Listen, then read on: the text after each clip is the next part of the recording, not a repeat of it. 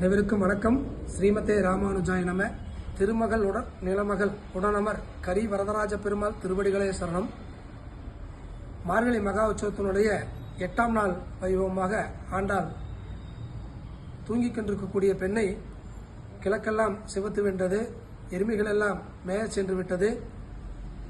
மற்றவர்கள் எல்லாம் கோயிலுக்கு செல்கிறார்கள். அவங்களையெல்லாம் தடுத்து நிறுத்தி, நான் உன்னை கூப்பிடறதுக்கு வந்திருக்கிறேன், மகிழ்ச்சியே உருவமான பெண்ணே, அழகு சிலையே அப்படின்னு தோழி சொல்றா. அப்படி கிருஷ்ணனை பாடினா ஆகான்னு சந்தோஷப்பட்டு நம்மளை எல்லாம் அருள் கொடுப்பான்னு இந்த பாசுரம் எப்படி அனுபவிக்கிறானா, கீழ்வானம் வெள்ளென்று எருமை சிறுவீடு மேய்வான் பரந்தனகான் மிக்குள்ள பிள்ளைகளும் போவான் போகின்றரை போகாமல் காத்து உன்னை கூவுகான் வந்து நின்றோம் கோதுகளமுடைய பாவாய் எழுந்திராய் பாடி பறை கொண்டு மாவாய் பிளந்தனை மல்லரை மாட்டிய தேவாதி தேவனை சென்று நாம் சேவித்தால் ஆவா வென்றாராய்ந்து அருளேலோர் எம்பாவாய்.